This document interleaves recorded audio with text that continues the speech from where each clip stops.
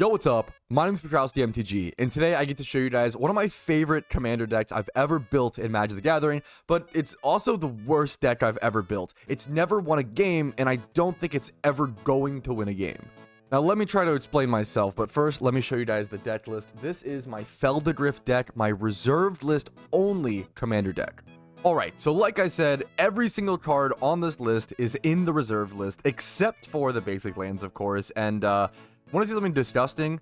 This is the land base for the deck. This is the stack of basic lands. It's almost half the deck. I actually don't know how many basics I play. I'll probably count here in a quick sec, but here's a stack of the plains.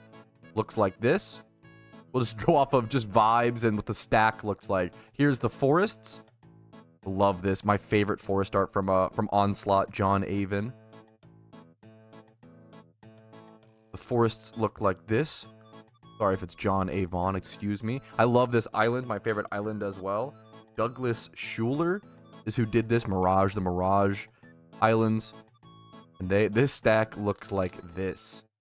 Alright, so that's our basic lands. What are the other cards, Petrowski? Well, you have your cards that accelerate you and advance my own game plan, which is 4 cards, which consist of 2 cards that ramp in really, really weird ways, and I'll go over each card individually. This one is a tutor for multiple cards, and this one protects my creatures to some extent. And then you have the control-y elements, and the cards that actually, like, bring me back into the game and interact with my opponents. We'll go through all of those here in a quick sec. I have one of which is my favorite cards in Magic. Very, very cool card. And then we have my win cons. This is my stack of win cons. And you know it is rough when Brushwag is the top card. You got things like Brushwag, things like Leering Gargoyle. This is a 3-mana 2/2 flyer.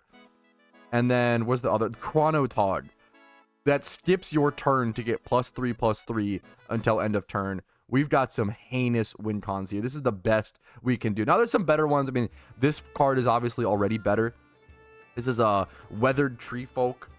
It's 2 and 3 green for a 5/3 with trample, and then whenever it dies, it goes back into your hand. That's like actually one of my best win cons. Narwhal.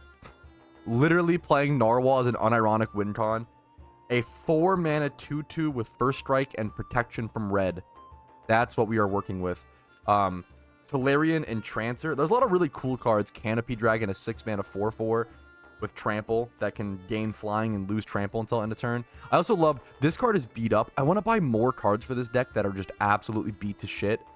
These cards are too minty. They're too pretty. I don't want this to be a pretty deck.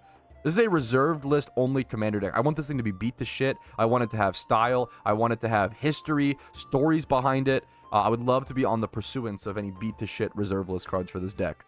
Alright, but I'm going to start reading through some of these cards, and we're going to start with literally one of the most complicated cards in the entire deck, okay? Ice Cauldron. Every single time I play this deck, I have to reread this card 5 times to make sure that I understand how to play with it, okay? It is a 4-mana artifact. A 4-mana artifact that says X and tap it to put a charge counter on Ice Cauldron and put a spell face up on Ice Cauldron. Note down the type and amount of mana used to play this activation cost. Use this ability only if there are no charge counters on Ice Cauldron. You may play that spell as though it were in your hand. And there's a second ability to tap it and remove the charge counters from Ice Cauldron to add the mana of the type and the amount spent, or the type of mana and the amount last used to put a charge counter on Ice Cauldron to your mana pool. This mana is usable only to cast a spell on top of Ice Cauldron. That is a lot of convoluted text, but I think this card's actually kind of interesting and underrated. Basically what it means, it allows you to split the cost of a spell into 2 turns. So if you have an 8-mana spell, you can tap Ice Cauldron. Let's say you have an 8-mana spell, but you only have 4 lands on the battlefield. You can tap Ice Cauldron, pay 4, store 4 mana, and then next turn, even if you miss your land drop, you can tap the Ice Cauldron, tap your 4 lands, and play the 8-mana spell. This is kind of an interesting card to like get wildly ahead of curve. However, it costs 4 mana itself. It's very clunky. It telegraphs to your opponents what card is coming. I think it's kind of like a weird, interesting, unique card. It's very, the art is also fucking insane. I mean, look at like the little like witch playing with the rat is just peculiar. Yeah, one of the weirdest cards in the deck for sure. Next up, you have Chromatic Armor. which is 1 a white and a blue for an enchantment aura. When chromatic armor comes into play, put a slight counter, which is its own unique mechanic, a slight counter on it, and choose a color. Any damage dealt to target creature by a source of that color is reduced to 0. It kind of gives you protection from that color, but not really, because it's only protection from damage. And then you can also pay X to put a slight counter on chromatic armor and change the color that it protects against. X is equal to the number of slight counters on it. So you can basically, like, at instant speed, keep changing what type of like creature can't deal damage to the creature that this is on, but it's going to cost more and more mana the more times you change it. That's the TLDR. Next up, really funny little ramp spell. This is what happens when you want colorless ramp. This is Diamond Kaleidoscope. You pay 3 mana to put a prism token on the battlefield. This creature is a 0/1 artifact, and then this has an effect. This artifact itself, it's not on the creature. It's not like an Eldrazi spawn. This artifact has an effect that says, sacrifice a prism token, add 1 mana of any color to your mana pool. So this thing creates prism tokens, and then it sacks them, kind of like an Ashnod's Altar. Like, you just straight sack it to this. If there was ever a way, if somebody could, I feel like this could be broken. If somebody can figure out a way to, or if they ever make more prism tokens hilariously, I don't know if that'll ever happen, but if they ever make, like, raise the alarm for prism tokens, that could kind of go bonkers with this. This card could be really, really interesting. I guess it's just worse than Ashnod's Altar is the problem, like, at all points. It does make 1 mana of any color. It's just gonna be always worse than what's the other altar? Is it Phyrexian Altar? Anyways, next up we have the Tome. Once again, I love interesting tutors in Commander. This is a 5 mana artifact, so a hefty artifact. Sorry, excuse me. 5 mana artifact for Manjara's Manjara. I assume it's not Mangara. I bet it's got to be Manjara. Manjara's Tomb is a card from Mirage, my favorite one of my favorite Magic the Gathering sets. It's hard to pick my favorite. When Manjara's Tome comes into play, search your library and choose any 5 cards. Shuffle these cards and put them face down under Manjara. So you tutor 5 cards and then shuffle those 5 cards. Then shuffle your library afterwards, of course. If you lose control of Manjara's Tomb, remove all cards under it from the game. It's a risky 5 tutor. You can pay 2 mana, and it says, instead of drawing, put the top card from Manjara's Tomb into your Tome into your hand. I wish you'd have to. It wasn't instead of drawing. The fact that it's instead of drawing makes this card so slow and so bad. If it wasn't instead of drawing, this card might actually be like pretty good. But it's in this deck for a reason. People think of the reserve list as an absolute powerhouse, and don't get me wrong, obviously there are powerhouse reserve list cards. When you try to make a deck only out of reserve list cards, it's fucking horrible. You realize, like, you need non-reserve list cards to combo with the reserve list almost always.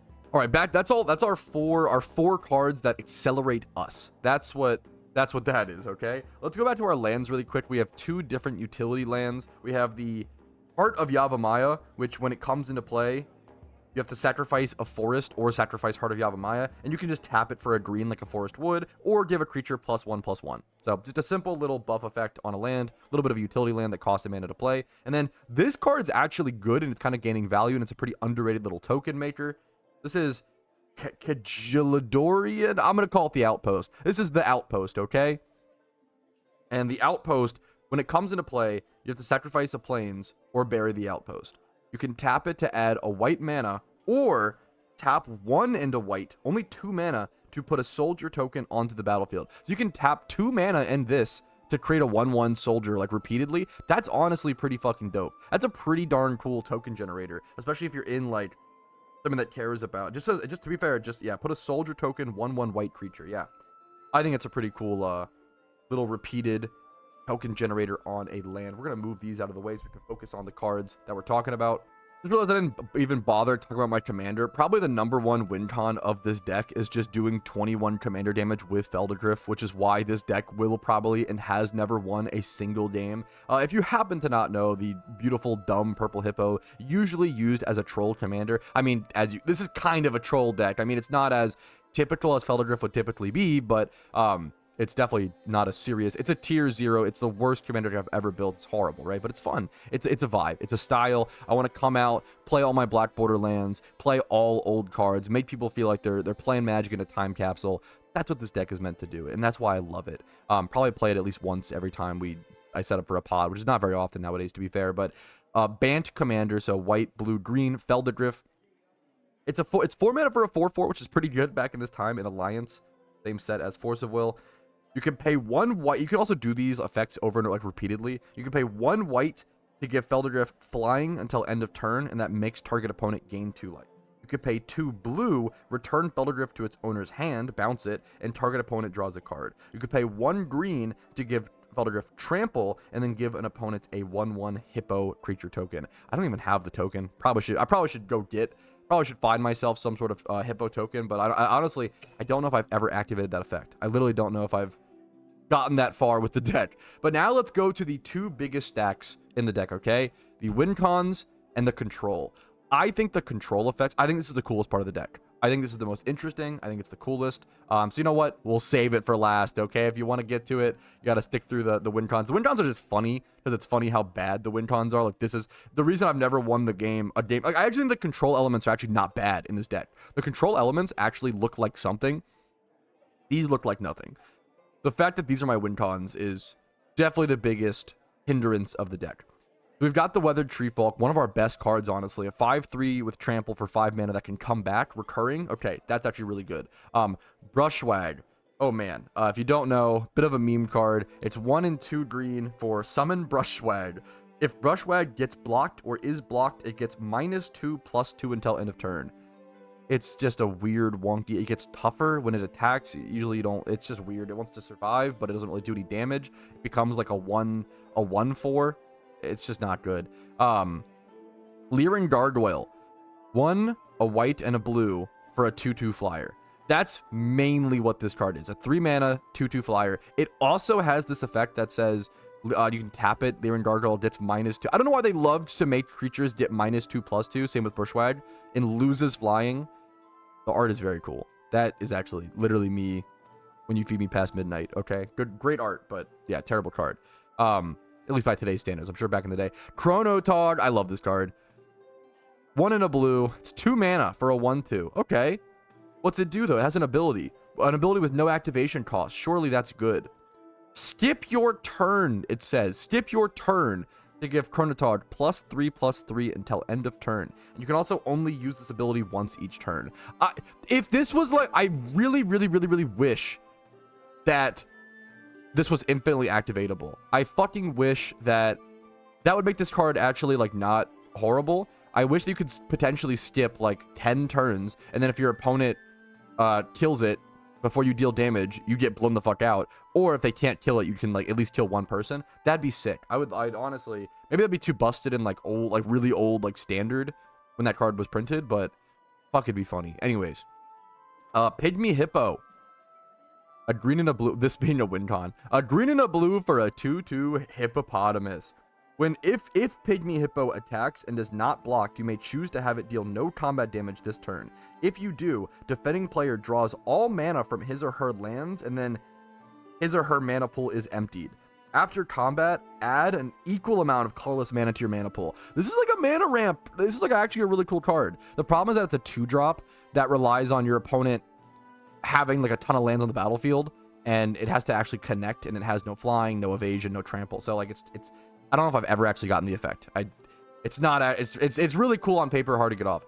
We talked about Narwhal, straight up Narwhal, 2 and 2 blue, 2/2 first strike pro red. Really cool card here. Not talked about very much. Tolarian Entrancer. When Tolarian Entrancer is blocked by any creature, gain control of that creature at end of combat. That's fucking sick. That's really like, now the problem is you basically have an unblockable 1/1 because nobody's gonna want to block, obviously, but it's a 1/1. That's kind of, you know, that's kind of the meme, but it's a cool card. Very, very, very cool card. You have to rely on your opponents kind of being dumb is the problem. Canopy Dragon, 4 and 2 green, summon dragon. 6 mana for a 4/4 that has trample, and you can give it flying instead of trample for 1 green. I like that it beat to shit. That's my favorite part of that card, honestly. And the art is kind of weird, like a weird little lizard drawing a web. All right, another huge win con, boys. Zephid.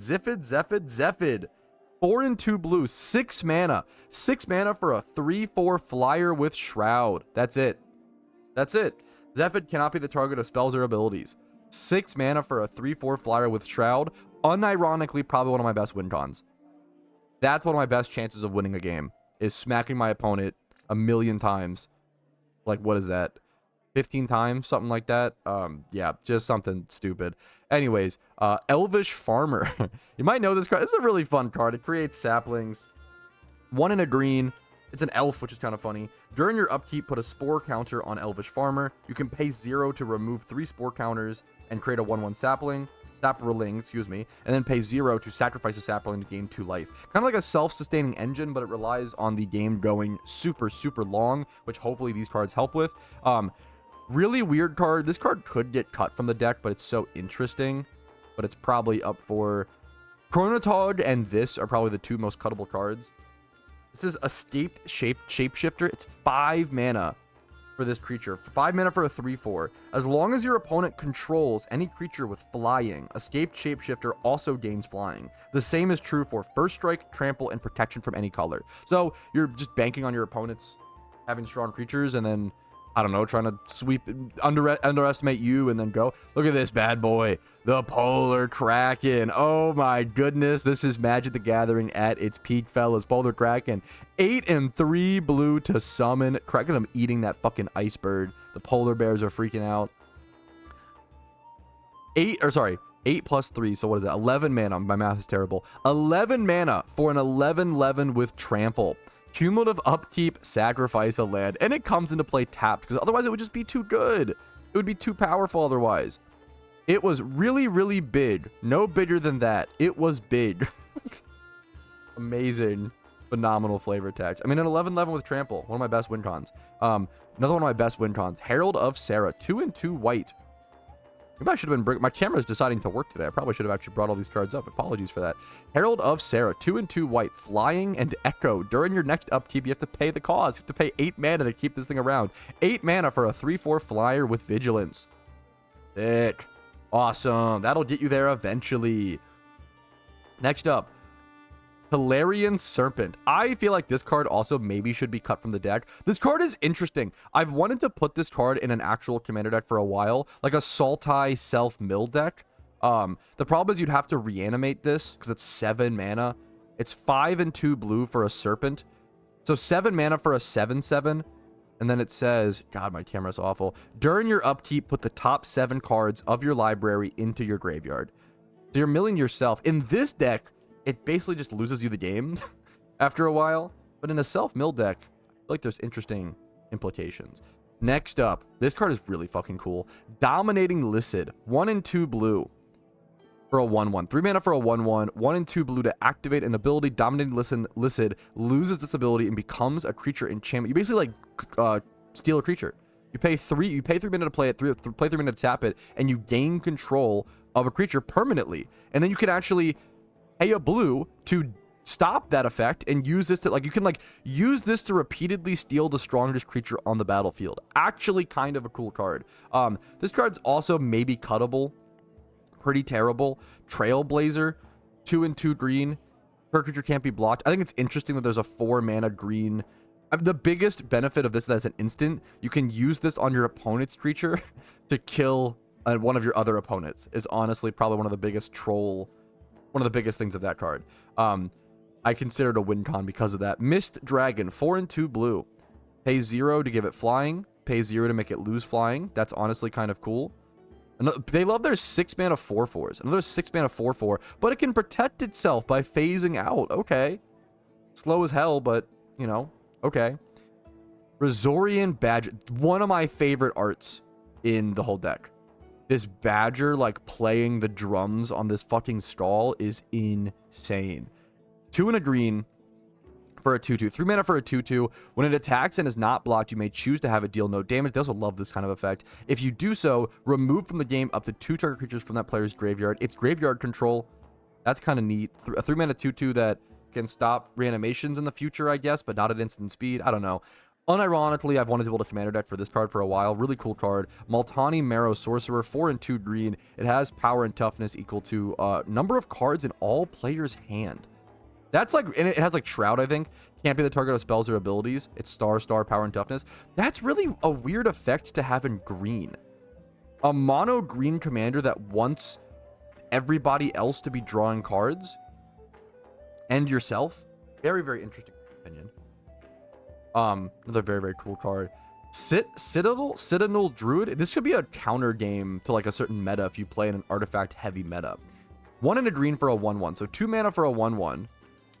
And then the Druid gains +1/+1. I believe counters. Yeah, +1/+1 counters each time an opponent casts an artifact. If you have like an artifact heavy opponent, like a meta game, you honestly could just plop that in and get some stuff done. Kaisa, 3 and 2 green. This is a legend. This could be your commander. 5 mana for a 2/3. 5 mana for a 2/3 that gives all green creatures +1/+1. Pretty simple card, but a cool card. Consider it a win con. And now we're getting to the real win cons. Not really. This is terrible. This is Quirion Druid. It's 3 mana, 2 and a green for a 1/2. But you can pay a green and tap it and make a target land a 2/2 creature permanently. That land still counts as a land. You can turn your lands into an army of lands, or you can target any land. You could target your opponent's lands and turn them all into 2/2s, and then they die to board wipes. Haven't done that yet, but that would be... honestly, maybe could be under the control elements. This card is cute. Could be good in like an actual proliferate deck. It's not that good. It could get cut. It's cute. It's like actually probably one of the better cards in this deck in terms of like the mana spent for the effect. But it doesn't really... there's no sin. It doesn't really do anything in this deck. It just ups the power, I guess, of my Phelddagrif, hopefully. Aphia Grove, it's 1 and a green, so only 2 mana for an enchantment. When it comes into play with 3 +1/+1 counters on the enchantment, and then during your upkeep, you put one of the counters on the target creature, and then when it's out of counters, you sacrifice it. It just slowly distributes 3 +1/+1 counters. Here we got Aberoth. Is that what this thing? Yeah, Aberoth. 4 and 2 green. 6 mana for a 9/9. Wait a minute, that's busted, Petrowski. What the hell is this card? It's funny, I mean, that would be an unplayable card. Look, I love the art, dude. This art is fucking awesome. It reminds me of, what's it called? Is it Shadow of the Colossus, the PS2 game? Beautiful, beautiful art. Beautiful, beautiful art. 4 and 2 green for a 9/9, but it has cumulative upkeep of put a -1/-1 counter on it. So you play it, it doesn't have haste, you can't attack with it immediately. The next turn, you can finally attack with it. It's already an 8/8, and then the next turn, it's a 6/6, and the next turn, it's a 3/3. It gets really small very quickly. And then, here we go. Your grandma coming in hot. Rainbow, Afreet, 3 and a blue. For this fella, for this Afreet. Beauty made more so by its fleeting visitations. Teferi kind of a freak, huh? More power to you, man.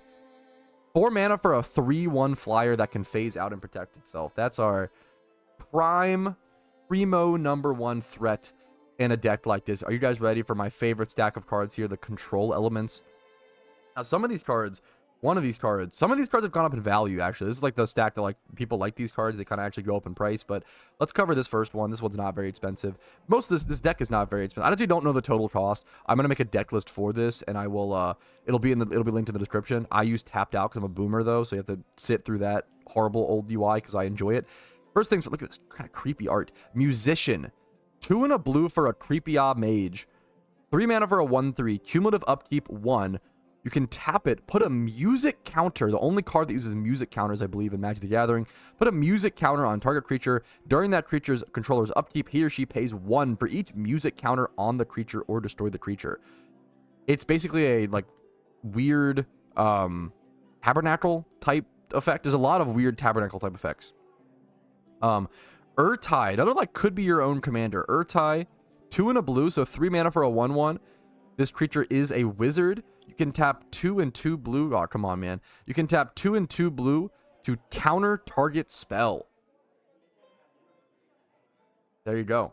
Counter a spell on a stick for 4 mana. Probably one of the more powerful things in this deck. Kind of a cute card here, Triangle of War. It's like a shitty fight spell that's available in colorless. Is honestly the main thing. An artifact. It costs 1 mana. You pay 2 to sacrifice Triangle of War. Choose target creature you control and target creature an opponent controls, and they each deal damage to each other. So it's 3 mana to play and activate, and then you sacrifice. It's a one-time thing. Now, this is one of those cards that has gone up in value, actually. I've been talking about this card, how interesting it is and how cool it is for a while. I don't think it's too expensive, maybe like $8. I don't know, maybe it's gone up more. There's a card here that has spiked up to like 20 or 30, I think, but I could be wrong. And that's kind of, I will say, that is kind of like a big reason I built this deck, is because it's not really an investment. I think if you build a deck like this and consider it an investment, you're probably a psycho. But it's more of like, it's like a passive, like, it's like a throwaway investment. Hey, if some of these cards go up in value, fucking cool, man. You know, that's kind of where it's at. It's mostly just for fun and passion. But Debt of Loyalty, very, very, very cool card. Debt of Loyalty. It's 1 and 2 white. Show the art as well. It's pretty neat. There we go. Debt of Loyalty, 1 and 2 white for an instant. Regenerate target creature and gain control. So you can basically steal an opponent's creature. Also, Pete Venters. That's the guy who did Phyrexian Dreadnought, my favorite card. Hell yeah. Also, I love it. Is that the Weatherlight in the background? It's really cool, right? So you can steal a creature in white for 3 mana. 3 mana to steal a creature, but it has to have been dying. That's the problem. Pendril Mist, another Tabernacle style effect. 3 and a blue for an enchantment that says each creature gains during your upkeep, pay 1 or sacrifice it. Card that has climbed a little bit in value. Bubble Matrix. It's a really weird card. 4 colorless mana for an artifact. All damage dealt to all creatures is reduced to 0. Creatures just can't die from combat damage, essentially. Not entirely, but essentially. Really neat card. I want someone to break this card. If you can break this card, let me know, okay? Psychic Vortex. 2 and 2 blue for an enchantment. Cumulative upkeep of draw a card. So that means your next upkeep, you draw 1 card, then you draw 2 cards, then you draw 3 cards, and then 4, and then 5, and then 6. You're gonna draw so many cards at one point per turn with this. You know, the downside is at the end of each of your turns, sacrifice a land and discard your hand. I kind of wish it was just discard your hand. Also, we have the Urtai quote. That's funny. We just looked at him. Really neat card on an enchantment. More like weird enchantments. Inner Sanctum, 1 and 2 white, cumulative upkeep of 2 life. All damage dealt to creatures you control is reduced to 0. Surprised this card isn't more, you know, very, very cool card. More valuable. Sustaining Spirit, 1 and a white. I love my cumulative upkeep cards, honestly. 1 and a white for a 1/3 creature. Sorry, it's hard to see. Cumulative upkeep of 1 and a white. Any damage. It's any damage that would reduce your life total to less than 1. Instead reduces it to 1. So you just can't die with damage. Loss of life still counts. Second Chance. Sometimes you'll see this in legacy lists, which I love, in like Death Shadow decks. Absolutely very, very fucking cool. Second Chance, such a cool card. It's 2 and a blue for an enchantment. And it says, during your upkeep, if you have 5 or less life, sacrifice Second Chance and you take an extra turn. It's like the next cheapest extra turn. Aside from Time Walk. I mean, I'm sure there's like some other a miracle cost of I'm sure there's other things, but you know what I mean. It's quite good. It's quite good. It's very interesting. Soul Echo. So this card also alongside all these other cards that I have a lot of cards that like keep you alive just barely. I wish this card was a little bit better, but it keeps you alive almost guaranteed for 1 turn, which is neat, but it's a massive, massive mana sink as well. Let me move Phelddagrif for now. Soul Echo. It is X in double white. This to me a massive, massive mana sink. X in double white. Mirage card. We love our Mirage around here. And it just says, this is a lot of text. When you play Soul Echo, put X Echo counters on it. At the beginning of your upkeep, if there were no Echo counters on Soul Echo, bury it. Otherwise, target opponent may choose that for each 1 damage dealt to you, until your next upkeep, you instead remove 1 Echo counter from Soul Echo. You do not lose the game as a result of having less than 1 life. So this can basically guaranteed keep you around. Guaranteed it should keep you around for 1 turn cycle. If you play this for 3 mana, it should be able to, if I'm understanding it correctly. It won't bury itself until the upkeep. So if you pay this for 3 mana, it will guarantee survive you 1 turn cycle, which I think is pretty interesting. All right. Hukamesa Pirates. Cool card. 3 and a blue for a 2/2 creature. When it attacks and is not blocked, you may have it deal no damage and steal an artifact permanently. That's kind of 4 mana for a 2. It has to get through. This card, I get to see it signed. Maybe no, it probably is. This is my favorite card in the whole deck. I love this card. I love this card so much. It is in Italian, so apologies. I think it's like I'm not even gonna try. It's a flying carpet. I'm just gonna say flying carpet. I'm not gonna I'm not even gonna worry about that. Flying carpet. The art on this card is so fucking goofy. I love the genie. Yes, the genie. His little fucking fez, bro. I love the genie. I love it so much. Who's this by? Kaja Fo. I love this. I love this card. Good work, man. 5 mana for an artifact. Okay, and it's 5 mana and then 5 mana. It's 10 mana to play and activate. That's so expensive. What could it possibly do? I believe if my memory is correct, it is prevent all combat damage that is dealt by non-flying creatures this turn. I think that's unrepeatable. It's not that good, but it's fun. It's interesting, and it's like it's neat. You know, it's a neat card. I'm not delusional, and it's shadow signed by the artist. I did not get this signed. I bought this on eBay. I think for like $17. This card in English is like a $50 card. It's actually a really expensive card in English. In Italian, you can get it for like $12. It's way cheaper in Italian. Really cool card. Really interesting card. Ooh, here's the main card that is spiked from when I bought it. I think I bought it for $6 to $8, and I think now it's like 30 or 40. This is Retribution of the Meek. This card is just fucking good. This might be the best like card in the deck, which makes sense of why it's spiked up. Wish the camera would focus. Apologies. Retribution of the Meek. 2 and a white. Bury all creatures with power 4 or greater. If you are playing a white weenie deck, this is just a one-sided board wipe for 3 mana. That's what's so bonkers. One-sided board wipe, if you build your deck around it for 3 mana, is just ridiculous. What's the other like one-sided board wipe, like in Garruk's Wake? That's like 9 mana or whatever. Yeah, that one costs 3, which is just bonkers. All right, a few cards left. We're almost done. This is another... Every card in this... I keep saying, oh, look at this weird card. Every card's fucking weird, bro. They're reserve list cards that nobody plays. And they're also, like, it's a cheap deck. It's not, like, the most expensive reserve list deck of all time, by any means. It's actually, like, a budget reserved list only deck. This is Bindhorn Pollen. 2 and a green for an enchantment with a cumulative upkeep of 1, and you can pay... It's such a mana sink. You can pay 2 green.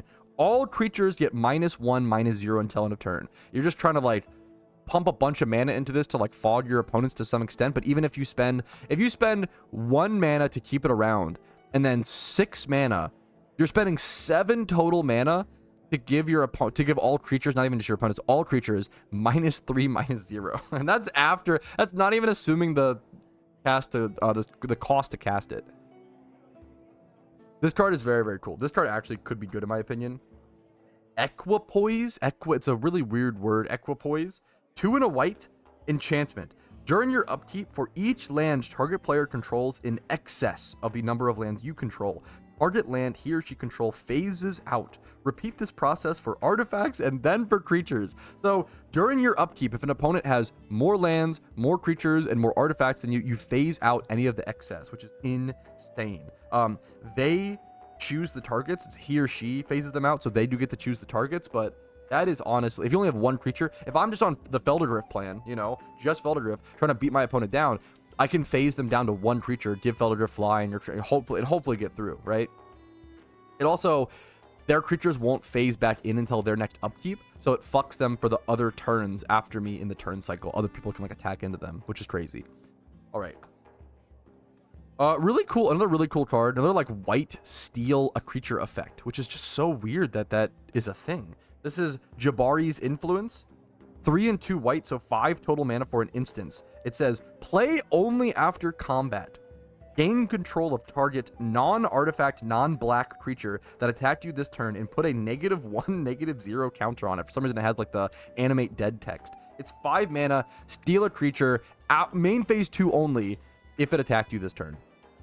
All right, we got the green sperm cells. We got Mindbender Spores. These guys, I do want you to see these if possible. They're so fucking weird. Look at these little weird fellas, dude. 2 and a green Mindbender Spores. It's a wall.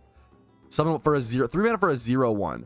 With flying, whenever the sperms block any creature, put 4 fungus counters on that creature. During its controller's untap phase, remove a fungus counter from that creature. As long as that creature has any fungus counters, it does not untap.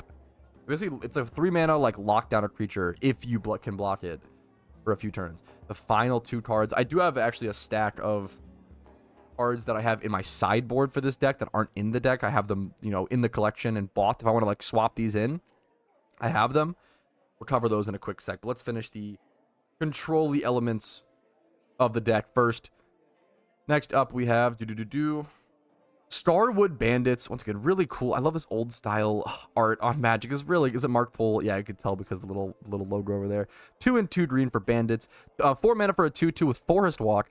You can tap 2 and a green in the creature. Take control of target artifact. Opponent may counter this action by paying 2 mana. If you lose control of the target artifact, or if you lose control of the artifact if this dies, or at the end of game, which is a really funny thing to factor in to say. And then finally, you have Null Chamber, 3 and a white. You and target opponent each name any card except a basic land. Those cards cannot be played. 4 mana. You can't play your commander. It's cruel. It's mean in a dumb deck that's not gonna win. But you know what? You gotta make your impact on the game somehow. All right, that is the main deck. Let's go through the sideboard cards. I love this card, but I just decided it just can't work in this deck. This is Lore of Prey, 2 and 2 green, 4 mana for an instant. Play only if an opponent casts a creature this turn. You can put a green creature card from your hand into play for free. The problem is the only green creature card I would actually like want to put into play off of this is where is it? It's probably this. It's probably the gorilla. But you have to have both of these cards in hand for that to work. It's just never gonna. It was just a pipe dream. Maybe one day I probably will plop these 2 back in because that'd be like a goal. I should make it. You know what I should do? Make a goal list of things I want to achieve with this deck. And then try to, that's cool. I might do that. Like make a quest log for this deck. That sounds amazing. But this is the only creature I'd ever want to put in off that, which is like a 7 mana Bida Gorilla. Gargantuan Gorilla. Has an absolute wall of text. During your upkeep, sacrifice a forest or bury Gargantuan Gorilla. End Gargantuan Gorilla deals 7 damage to you, because it wouldn't be enough to just lose the creature. If you sacrifice a snow-covered forest in this way, he gains trample until end of turn. Okay. Gargantuan Gorilla deals an amount, you can tap him, and he deals damage equal to its power to any other creature. And then they basically fight. You tap it to fight. You should just, attack with it, right? Lore of Prey, Gorilla. This card was another, like, flyer that I could put in over the Lyran Gargoyle, but it just didn't. It's just too slow, man. But maybe that's the better play. Storm Spirit, 3 a white and a blue and a green. I think going long might be the only way this deck wins. So honestly, this probably should go in over the Gargoyle. It's a 6 mana and Bant specifically. 3/3 flyers. 6 mana for a 3/3 flyer. But you can tap it and deal 2 damage to target creatures. You can like snipe off a bunch of small creatures with this. Tornado. 5 mana. Cumulative upkeep of 1 green. 2 and a green. Pay 3 life. For each velocity counter on Tornado, destroy target permanent and put a velocity counter on Tornado. Use this ability only once each turn. Interesting card. Mesmeric Trance, 1 and 2 blue, cumulative upkeep of 1. Enchantment, you can discard a card from your hand to draw a card. If you have like discard synergy, it's kind of a cool card, but it doesn't really do much in this deck. 3 Wishes, really cool card. Just not very good.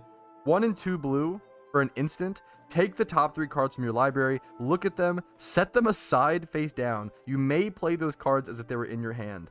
And then at the beginning of your next turn, bury any of those cards. 3 mana to draw 3 at instant speed is pretty cool, but you have to like play them that turn, which that's a lot. 3 mana to play it, and then you have to cast the 3 cards. You're never going to get the value off of that you want to. Homeridge, I gotta show you the art. It's the Homelands art, dude. It's fucking cool. Homerid Shaman, I believe, the like lobster god, essentially. Come on. There you go. Him looking at the moon. Him taking the moon. He's like a lobster with wings. He's a weird fella. And like a staff. He's like a wizard. Wizard lobster that prays to the moon. 2 and 2 blue, 4 mana for a 2/1. Tap target green creature for 1 blue. Amy Weber, the artist. Fungus Elemental. This used to be in the deck, but it was just too bad. It's 4 mana plus you pay a green for a 3/3. Sacrifice a forest. Put a 2/2 plus 2/2 counters on it. They don't do that anymore. They don't do +2/+2 counters. Use it only if it was played this turn. So it's basically just 5 mana for a 5/5, and you have to sacrifice a creature, forest. 5 mana for a 5/5 and sack a forest. That's terrible. This card also used to be in the deck. I might put it back in. It's kind of interesting. 3 mana, and then 3 mana to activate an artifact. Target opponent looks at the top 10 cards of your library, separates them into 2 face-down piles. Choose one of those piles and exile it. Search the remaining pile and put one of those cards into your hand. Kind of interesting.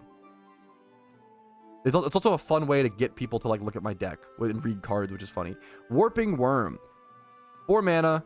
During your upkeep, pay 4 mana or it phases out. When it phases in, it gets like, it's like a really slow way to get a creature with counters.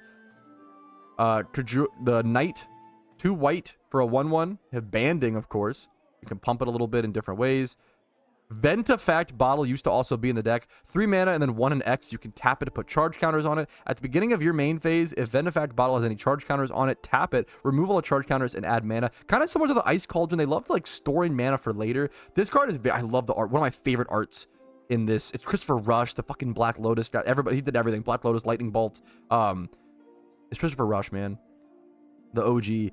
3 green mana for a 2/2 creature. But really the cool thing is, I love that the art is so fucking creepy. 4 mana to regenerate a creature. It's kind of interesting.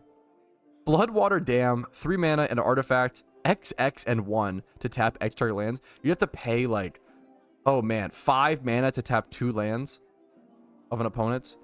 This was also in the deck for a while, and it could go back. This is kind of a neat card. This could be playable in certain real commander decks. Call to Arms, 1 and a white for an enchantment. Choose a color. As long as target opponent controls more colors of that color than any other color, all white creatures get +1/+1. It is all white creatures, not just yours, so it's kind of like a one-sided, and it could be sacrificed if, you know, kind of awkward. I love the dark arts, bro. The set. This is Lurker. Connect to it. There you go. Lurker. 2 and a green. May not be the target of spells unless Lurker was declared as an attacker or blocker. 3 mana 2/3 with a little bit of protection. Daughter of Autumn. This card is terrible. 4 mana for a 2/4. You can redirect some damage dealt. It's not good. Neat combo card that I want to see be broken in some sort of like blue landfall deck. 2 mana for an enchantment and then 2 blue. Return 2 islands you control to their owner's hand and you can bounce a creature. That's actually like a pretty cool card. Akeem Loreweaver, 3 and 2 blue for a legend for a 2/4 creature with flying. You can pay 2 blue, put target creature enchantment card from your graveyard. It's like a Aura Boggles, weird old commander. Treat that enchantment as play, use ability only during your upkeep. And if there are no other enchantments on him, you can also destroy all enchantments on him. What a weird card. Mystic Might, 1 blue. Cumulative upkeep of 2 mana. When it comes into play, choose target land you control. Tap land. And it gives our creature +2/+2 until end of turn. Also love the fucking art on this. The dumbass monkey pogging. Xena Saunders, you killed it. 1 green. Cumulative upkeep of 2. Has power and toughness equal to 1 plus its last paid cumulative upkeep. Honestly, one of the better like win cons, like honestly playable in this deck. Probably should maybe put it back in. Silver Wyvern. 3 and 2 blue. 5 mana for a 4/3 flyer. Target spell or ability which targets another creature of your choice instead. That's also, this is actually kind of good. As I'm going through these, I'm noticing some of these should be switched out. Let me know in the comments which cards you want to see me play over in the sideboard the most. That should definitely just be in the deck. This is Orin's Samite Healer, 1 and 2 white. Counts as a cleric. The 1/3, 3 mana for a 1/3, and you can prevent up to 3 damage to target creature or player, which is kind of neat. Guiding Spirit. Really cool art. 1 in Azorius, 1 in a white and a blue for an angel. 3 mana for a 1/2 flying. If the top target card of target player's graveyard is a creature card, put that card on top of the player's library. Kind of like, that's an interesting niche mechanic. I don't know how you would use that appropriately, but there you go. That is the reserved list only commander deck. If you have any questions, comments, concerns, let me know down in the description. If you want to support my channel, support weird deck techs and wacky stuff like this, even if they're not the highest of quality, I find them fun. I find them old school. I find them enjoyable. I find them nostalgic, and I like making them.